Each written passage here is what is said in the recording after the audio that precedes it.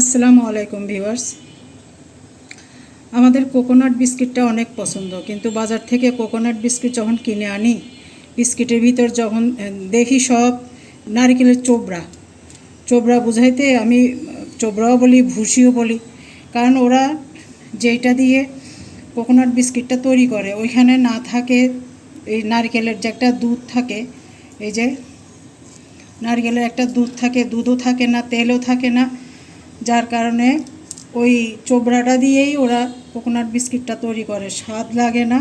বিস্কিটগুলো যখন চাবাই মুখের ভিতরে, তখন বিস্কিটটা মনে হয় মেল্ট হয় না। কারণ কি, ওগুলো তো কোকোনাট না, কোকোনাটের তেল, তারপরে দুধ, এগুলো নিয়ে ফেলার পরে যেটা থাকে ভুসি, ওই ভুসি দিয়ে তৈরি করা। সেজন্য আমি চিন্তা করলাম আমি বাসায় বিস্কিট বানাবো, কোনো কোকোনাট বিস্কিট। এই আমি দুইটা নারকেল এখানে মিহি করে কোড়ায় নিছি, এই যে মিহি করে।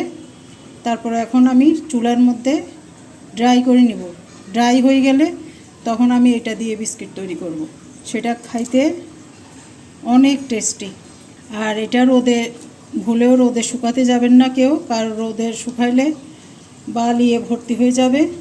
হয় ওভেনে শুকাবেন, না হলে এভাবে আমার মতো চুলার মধ্যে শুকাবেন। আমি চুলার মধ্যে একটা মোটা তাওয়া দিয়েছি, পুরানো তাওয়া।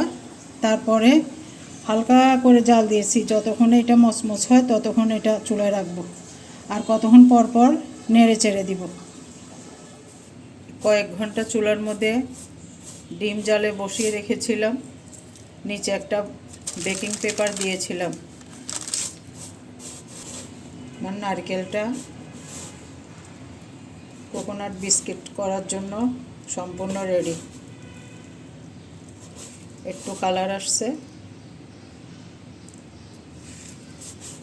যে এমনিতেই এগুলো ব্লাইন্ড করা লাগবে না, এমনিতেই গরমের জন্য ধরতে পারতেছি না, এমনিতেই এই যে ডাস্ট হয়ে যাচ্ছে। এগুলো আমি চালনি দিয়ে চেলে নিব।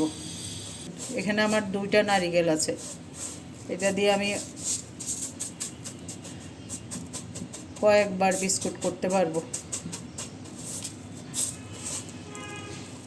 আমার নারকেলগুলো সম্পূর্ণ শুকিয়ে গিয়েছে। এবার আমি এটা দিয়ে চেলে নিচ্ছি।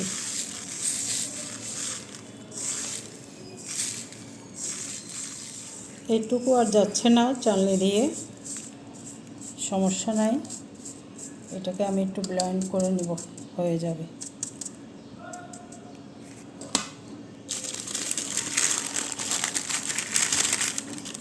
এই এবার আমার কোকোনাট বিস্কিটের জন্য পারফেক্ট কোকোনাট তৈরি। আমার দুইটা নারকেল থেকে ধরেন এতটুক হবে, কারণ ওইখানে আমার আরও বাকি আছে। এটা আমি ফ্রিজে সংগ্রহ করব, যখন যতটুকু প্রয়োজন তখন বের করে কাজে লাগাবো।